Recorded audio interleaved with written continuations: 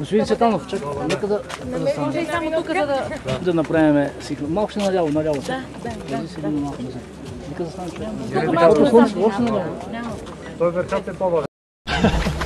Работиме ли? Се казва в момента само Господин Цветанов, какво смятате по изказаната позиция на Бойко Борисов, че Делян Пеевски щял да бъде използван от ДПС и БСП, за да върши мръсната им работа? Подкрепите ли тази теза? това, което мога да кажа е, че случващото се в България през последните 3-4 месеца е недопустимо като ангажимент, който трябва да изпълним всички ние политиците към българските граждани. Подобно говорене, подобни предложения в държавата, в държавните учреждения е недопустимо по начина, по който ги прави в момента тройната коалиция. Може би ще дойде време, когато ще кажа, че аз съм предложил Делян Пеевски. Сигурно и това може да го чуеме в тази ситуация, която наблюдаваме политически живот в държавата. Но мога да ви кажа, че при всички положения тези, които го предложиха, тези, които го защитавиха и аргументираха предложенията си, когато се обсъждаше номинацията, всичките стояха зад него. Днес обаче виждаме и вчера, и онзи ден Станишев прехвърля към Движението за права и свободи. Местан вчера се чудеше как да излезе от ситуацията, прехвърля го към общо решение, колективно.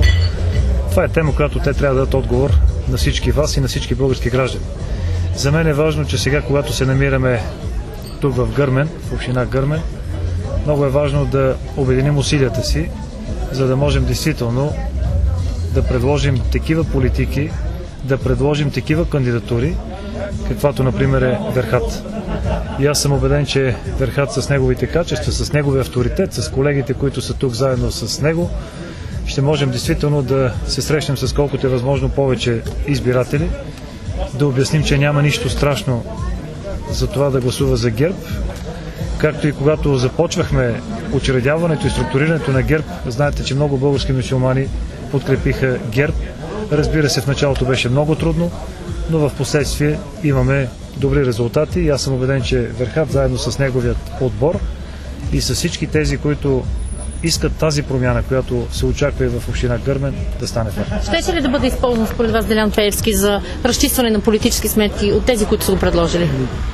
Аз трябва да ви кажа, че съм най-големия потърпевш от цялата тази ситуация в политическото напрежение, защото знаете какви бяха обвиненията от парламентарната трибуна, последствие последваха точно подобни действия от определени институции, така че при всички положения може би ще да бъде използван в тази посока. Да се върнем и на изборите. Очаквате ли провокации по време на предизборната кампания? Двама са кандидатите за кмет тук.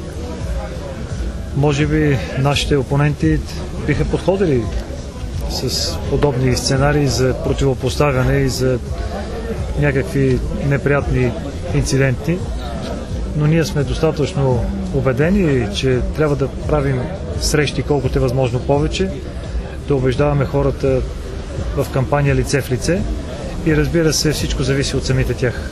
Най-важното е да няма страх, най-важното е да повярват във Верхат, който, пак казвам, има изключително добри качества, има потенциал и той може да бъде подкрепен както от областната структура на политическа партия ГЕРБ, така също и от централното ръководство, от държавните институции, защото всеки един, когато взема дадена позиция, той трябва да се ръководи само и единствено от интересите на хората. А Верхат има тези качества и това е неговият стил и неговото възпитание, което той го е демонстрирал многократно. Благодаря. Благодаря ви. Вие не питахте въобще него. Нашият предизборен щаб на кандидатът ни за кмет на община Гърмен няма никакво съмнение и изразяваме нашата абсолютна категорична убеденост, че ще спечелим тези избори. Искам първо да дам думата на господин Цветан Цветанов да представи нашият кандидат Верхат Ислямов. Първо искам да се извиня за неудобния час, в който правим това официално представяне на Верхат Ислямов и искам да му благодаря за това, че още от самото начало на учредяването на партия ГЕРБ той беше съпричастен с изграждането на структурите в община Гърмен. Искам да благодаря на всички вас. Искам да благодаря на всички колеги, които заедно работим в духа за това да променим България и най-вече да променим отношението си в тези смесени региони, където има български мюсюлмани и български християни. Защото за голямо съжаление политиката през тези 23 години доведе до там, че се изостриха взаимоотношенията между приятели, роднини, близки, разделени на политически принцип и вкарването на говорене, което е недопустимо за една държава, която е и член на Европейския съюз. Аз винаги съм се отнасял с необходимото уважение и винаги съм се чувствал най-приятно в смесените региони, защото всички българи, които живеят там, са изключително гостоприемни и са много всеотдайни в посланията и в това, което искат и желаят да правят.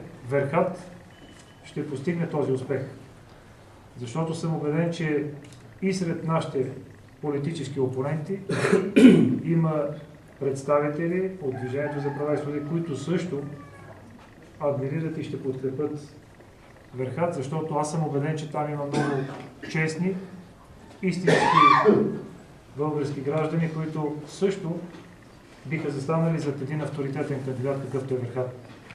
Така че, нека да дадем думата на Верхат и да ви кажа честно, аз съм изключително горд, че можем да правим политика в тези смесени региони, защото България се нуждае от национално отговорни партии и партии, които дават равен старт, шанс на всички, независимо от тяхната етническа принадлежност. България е силна със своето многообразие на етноси, България е силна със своята богата история и всички ние трябва да се съобразяваме с това и всички ние трябва да работим като един голям тим за тази победа, която смятам, че ще даде тази желана промяна в община Гърмен. Благодаря ви.